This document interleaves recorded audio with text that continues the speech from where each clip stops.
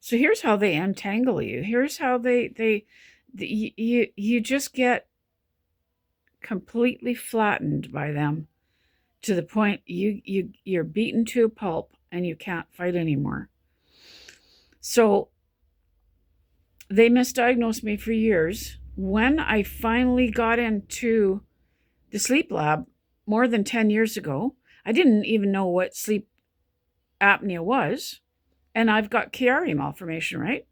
Didn't know anything. I was, so uneducated, so naive, so, you know, desperate at the end of my rope on all these medications that were making me sick.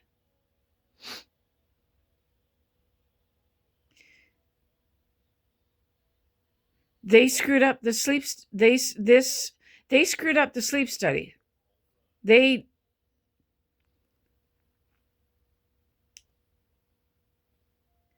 what happened at there were I don't know what language to use. They misassessed what was happening at that sleep study. So I went home and continued to fight for my life. And a narrative was created. A narrative about me was created long before that. That this is anxiety, this is PTSD, this is me, thinking something's wrong with me when there's not, and they were wrong all along. And for years prior to that first sleep study, more than 10 years ago, and then a few more years passed, I'm fighting for my life. They continued to misdiagnose me. They misdiagnosed me at the next sleep study years later. They were embarrassed. They scrambled to cover it up, which they did cover it up.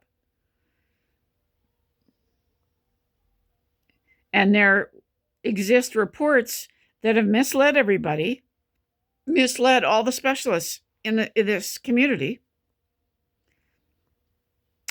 And I'm at all these appointments out of my mind, sleeping only 1 or 2 hours a night, literally out of my mind, fighting for a trach, fighting for Chiari decompression surgery by myself at these appointments, or with someone sitting in, but not invested in fighting for my life, kind of sitting there as moral support or a witness, but not, someone like a husband or a family member that's gonna fight for your life, and or they're gonna end up, burying you. Your family or your husband's gonna be more invested in fighting for your life, right?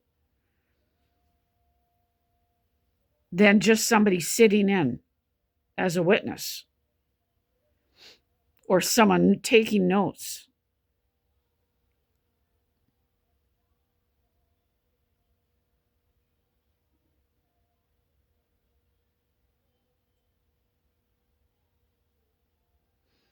I'm so tired I can't think right now.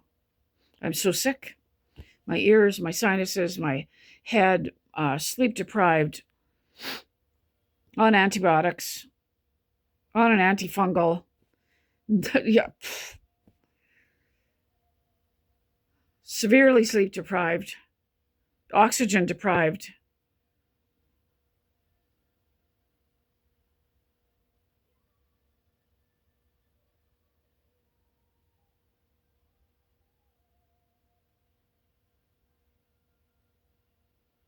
And they scramble to cover things up.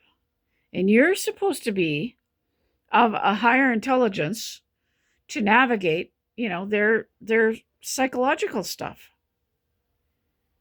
Navigate their embarrassment, navigate their behavior, navigate them covering it up. And then you're supposed to figure out why they can't apologize and move forward like a big boy.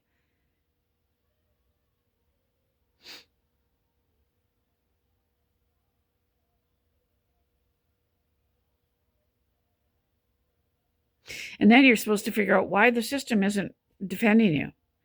you know, the people, the disciplinary board that you're supposed to turn to for help. You're supposed to navigate. Why aren't they defending you? Why aren't they fighting for you?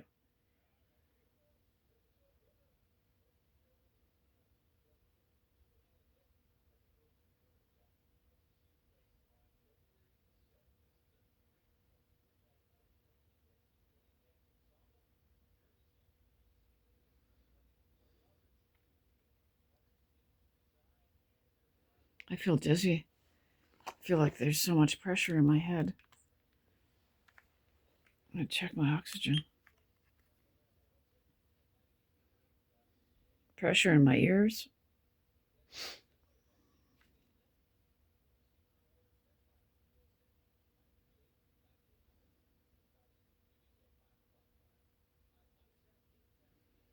I'm dizzy.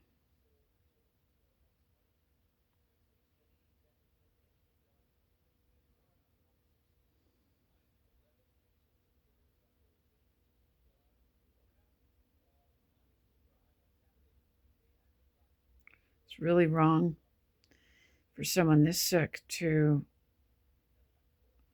be put in a position against, you know, okay, now I remember what I was going to say.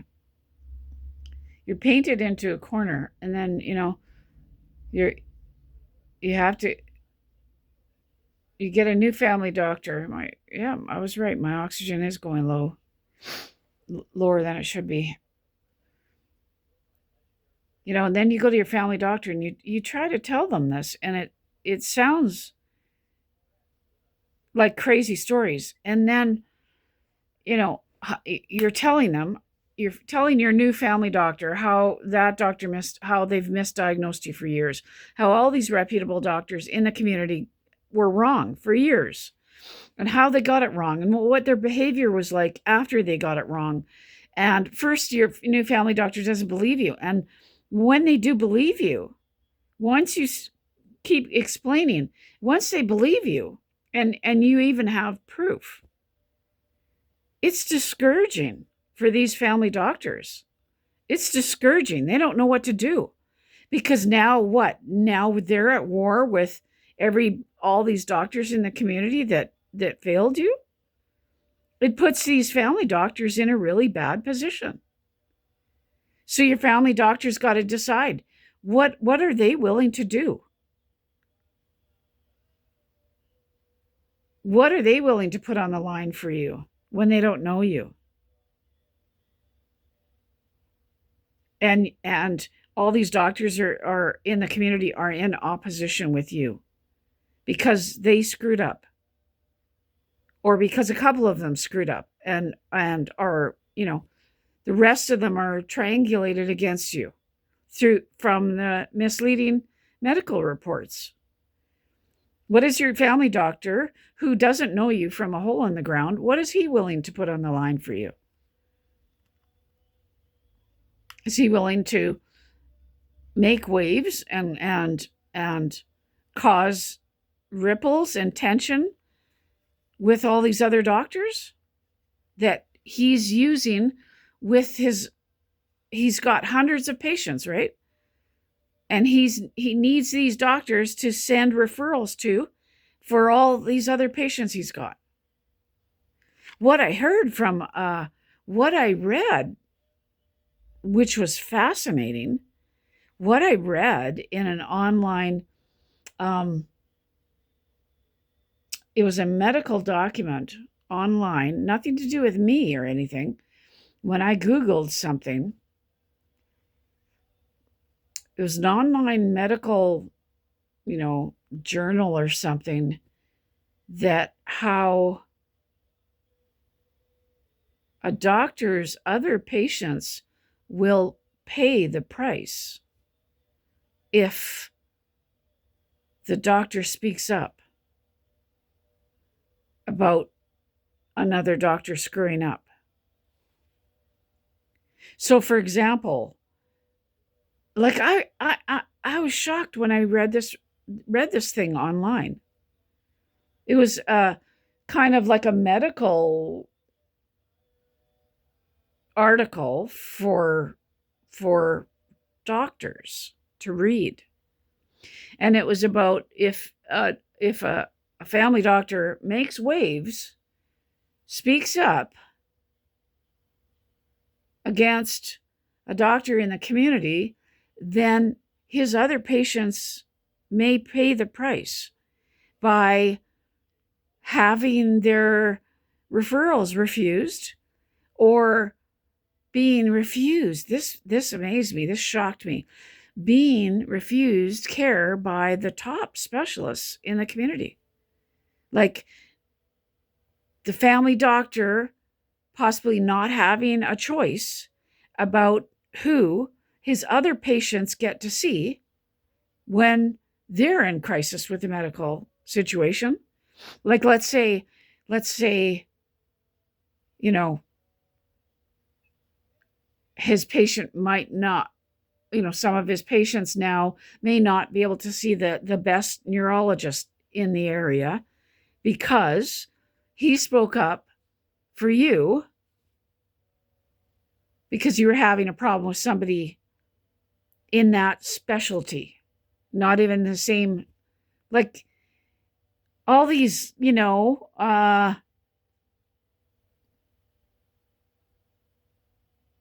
this ripple effect or, all these undercurrents going on behind the scenes. Patients would never guess that, a patient would never guess that your family doctor speaking up, being willing to stick his neck out for you and speaking up against someone who has mistreated you may affect his other patients. A patient would never even imagine that this stuff goes on behind the scenes. So my doctor is put in a screwed up position because of all that has gone on here. Why would he be willing to invest? Would he be willing to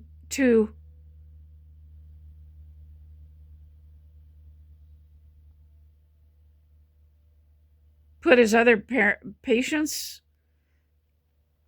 in jeopardy? That's a pretty big word for you.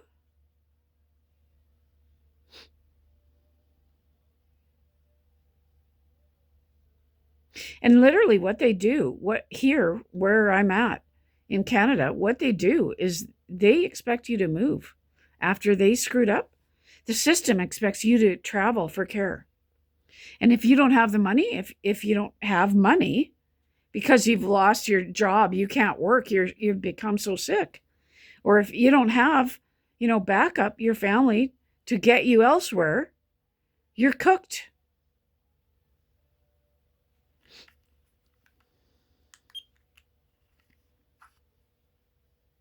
But nobody tells you any of this. This can take you years of suffering to figure any of this out. And even if I had money right now, even if somebody gave me money, I'm too sick to travel. There's no way. I have a doctor's appointment today in an hour and a half. I can't even imagine going to this doctor's appointment, getting dressed. I am so sick. You know what? I'm so sick. I don't care about anything right now. I don't care. I'm done. So I will drag myself to this appointment. I can't effectively speak for myself. I can't effectively advocate for myself. And this is where they bring you to this point where they've beaten you into the ground and you can't fight anymore and you just give up. This is what they do. And there's no advocacy. They offer you, the medical system or the college offers you no advocacy. No one's willing to intervene and make them help you.